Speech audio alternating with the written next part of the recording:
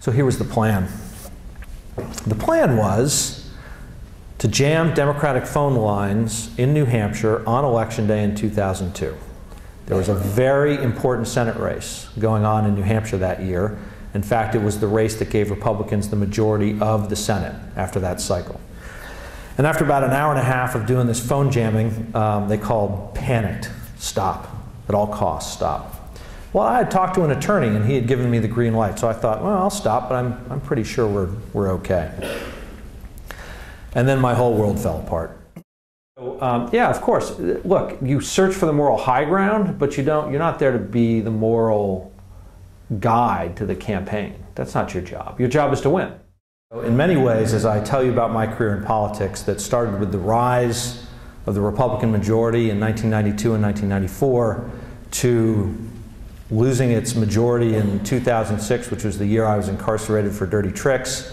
For me, it's actually very satisfying to be able to be the messenger. And the message is, sunlight is the best disinfectant. And so the goal of the book, How to Rig an Election, Confessions of a Republican Operative, is to pull away the curtain. It's a little bit like The Wizard of Oz. Who's that man behind the green curtain? Well, there's lots of people behind the green curtain. Many of them are up to no good. Many are bad actors, and I can say that because I was one of them. Talking heads on television, 90% of them don't know what they're talking about.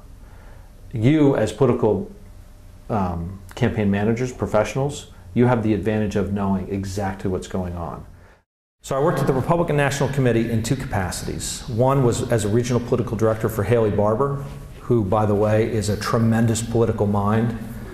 If you're a Democrat, you should fear him because he's that talented. And then later as chief of staff to a co-chairman of the Republican National Committee. So I understood how the organization worked.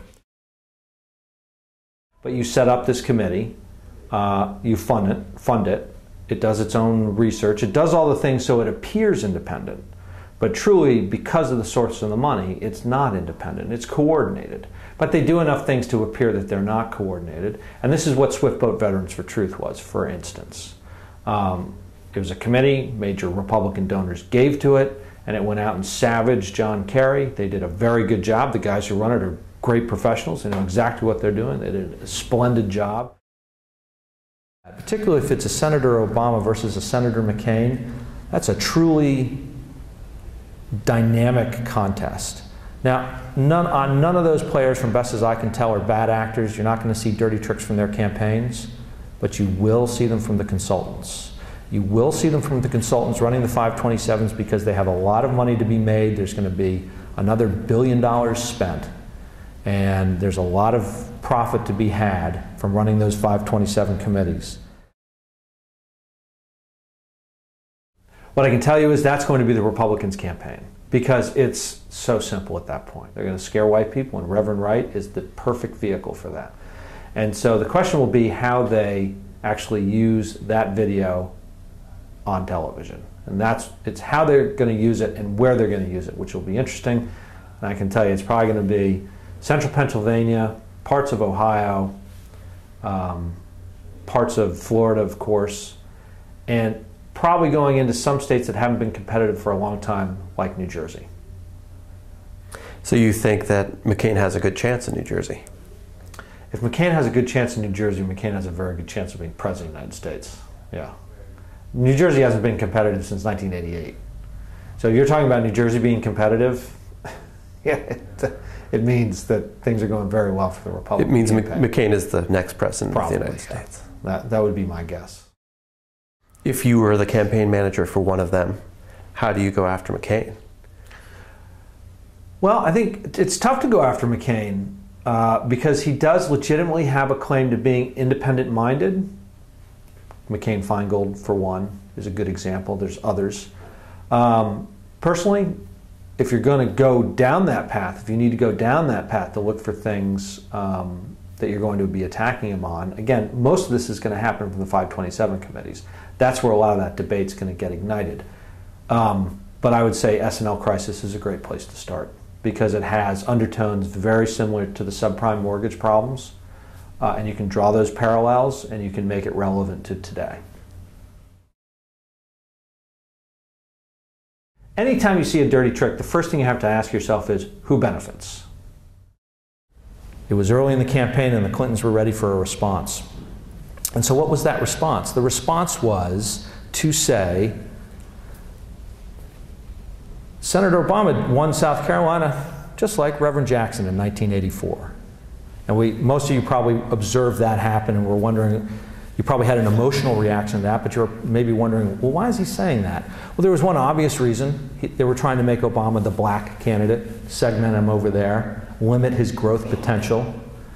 But the other thing he was doing, and I wrote an op-ed on this, was, in my opinion, one of the things that he was doing was he was reminding Jewish voters, particularly large Democratic donors who give money, about Reverend Jackson's 1984 comment of Hymietown. Because as we all know now, looking back, the Clintons were writing a $5 million check into their campaign. They were bleeding money. They needed money to come in the door.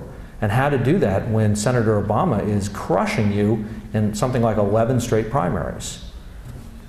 Go to fear. Fear always works. Bigotry just about always works. And so that's what President Clinton did at that moment. When he said that statement, there were major high net worth Jewish donors who give to the Democratic Party across the country remembering Hymietown. And if you take a step back and think about that, that's a pretty dirty trick. Senator McCain has an adopted daughter from Bangladesh. But to hear it in South Carolina in 2000, he had an illegitimate black daughter. And what did that do? That sent white Republican primary voters up the wall. And they didn't know what to think of that. And all they had to do was look at television and say, oh, look, there she is. It must be true. You know, craziness. Campaigns turn on issues like this. They turn on very emotional issues. And that's what happens in the political process. We overweight emotion. And we overweight emotion because you have guys like me, who I used to be, finding those stories to tell that really pull an emotional trigger. Would you say there's any way to fix this problem, that dirty tricks are the currency of the day, that elections are about money, that ideals have to be packed up and put in the back? Is there any way to change election law? Yeah, actually, I've now been postponed twice to speak to the U.S. House Judiciary Committee. And one of the things that I'm going to recommend is that they bring lobbying disclosure and campaign finance disclosure tenets, concepts, to political consulting. And so if you're a political consultant working for a federal candidate, you have to disclose who your candidates are, who all your candidates are, whether they be candidates, 527s, 501c3s, whatever they may be. Completely disclose it, have it be available to the public. And the outcry from that, from the political consulting community, will be so deafening, it tells you what a good idea it would be. And you get to see who works for who, where the money goes, and when that happens, you will be shocked to see the conflicts of interest. In other words, turn on the light and watch the cockroaches run. Yep. Who's going to win? The key political consultants on both sides are going to win, because there's going to be a lot of money made, and someone's going to win and someone's going to lose, but both sides will have political consultants whose careers are enhanced because they're involved.